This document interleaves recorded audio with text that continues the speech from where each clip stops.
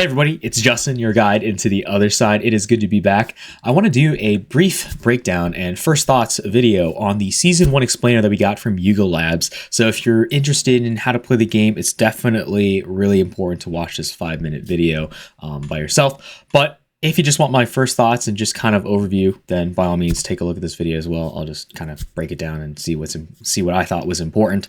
But without further ado, let's just kind of jump right in. I'll have closed captions on and volume off so we can kind of focus on the most important bits that I found. But right off the bat, I did notice that the UI was very nice to look at, right? We can kind of see our soft currency at the very top, or as well as vessel management, fragment management, if you have sediment fragments. And it looks like it's a lot more easy to manage multiple deeds in one wallet than if you were like managing Heavy Metal Forge, because I know that was kind of difficult.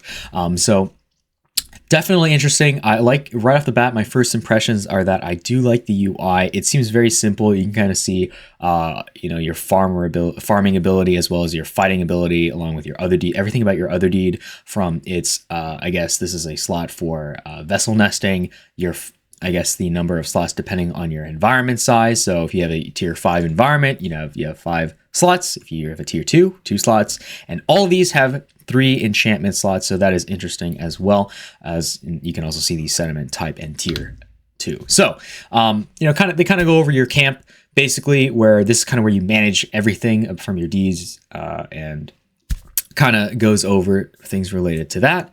We can kind of see the Odas, how to deploy them, how to manage your team from your camp, and this is a really important thing to take a look at, because I like to see the deployment of your team, along with everything you need to know, from its DPS to what it's doing. Like if you have a farmer here, you can farm. If you have an enchanter, obviously you can enchant and buff. And then we also have our sediment types and tiers, as well as our bosses. So I know this is going really fast, but it'll get slower as we go through, and we'll break it down.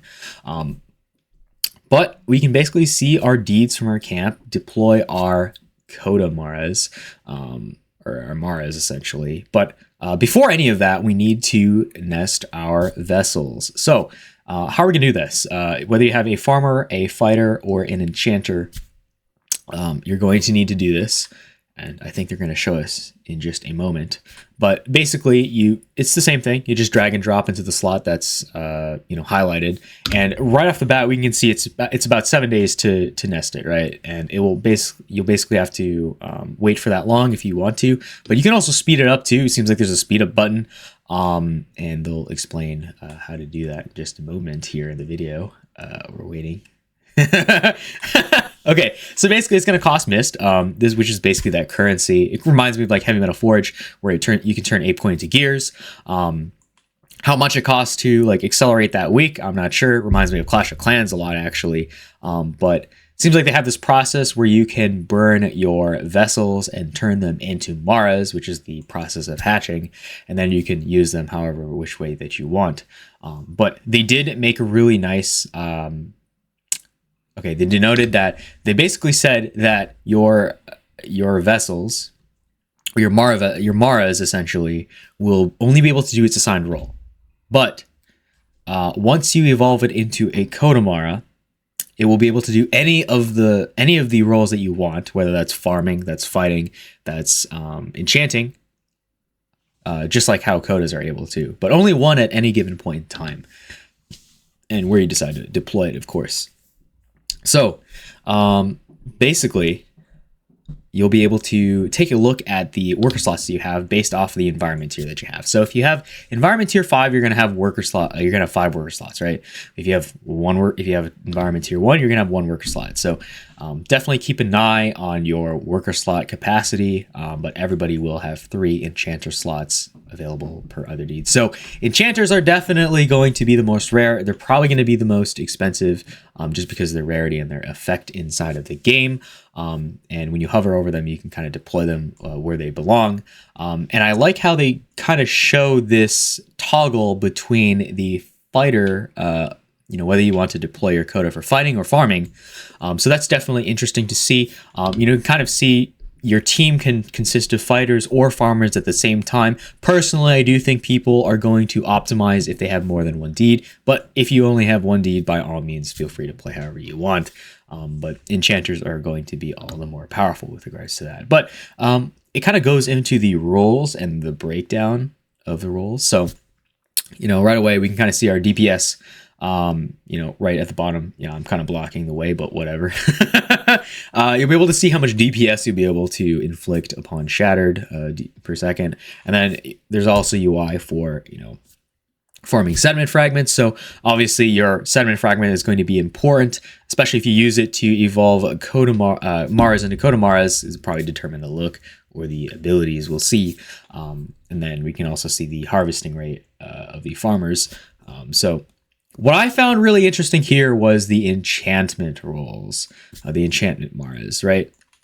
So enchanting will buff both. I'm going to pause it right here. I know I'm going to get rid of closed captioning, but this is really important. It seems like if you stack enchanters, it cumulatively stacks the percentage buffs that you have to your production speed as well as your damage increase. So sorry if the YouTube buffer is in the way, but I'm sure you'll be able to take a look at that later and kind of deduce what's important and not. But that was very interesting to see. I definitely like that. I think that enchanters are going to be more powerful over time. And then they also kind of go over why Kodas are more powerful. Again, there are, kind of like 3 right now. So that's not inexpensive by any means. But they will be more powerful. They do talk about how specific weapons will have a lot of special skills. But again, let's see what they move on to next. Oh, yes, they were going to talk about it. This part was really important. I really like this UI, mainly because you can see you'll be able to mint fragments from this UI. So we'll have to see how that works out. But basically, you have a harvest all function. So, if you're managing all your deeds, if you have like a lot of deeds, then you can just click harvest all if you've deployed all your Maras effectively. And then we can also see the global fragments supply remaining. So it's going to be interesting to see what that yield curve is going to look like when people farm stuff. But I guess that's going to be a mad rush for sure. Then we can kind of get into like defending basically fighting the bosses, right? We don't necessarily know too much about how this is going to play out. I know there's probably a lot more game guides coming soon as we play the game more. But this is all I have right now. It's definitely going to be interesting to see how people synergize abilities. And when you defeat a shattered, it drops loot.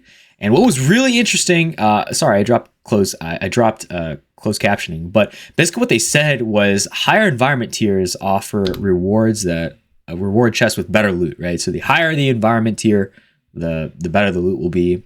And obviously the faster you kill shattered, the higher on the leaderboard you'll be, which will be important for a variety of reasons. But definitely seems like the breakdown is you can see whose wallet it is, you can see what deed it is, you can see how many Goliaths they killed. You can also see the tier at the very top, so 1, 2, 3, 4, 5, along with the time it takes for that team to defeat a Goliath, essentially. So it seems like it's in ascending as you get lower and lower in the leaderboard. So the fast total time is speed killed, and then current Goliath progress, I guess, is how fast they are currently at killing the boss that they are right now. And then they also have some interesting icons here at the very top. So I'm not sure if these are rewards. Maybe they're buff rewards. Maybe they're resource. I'm not sure. Definitely looks very interesting. So we'll have to see as we go along.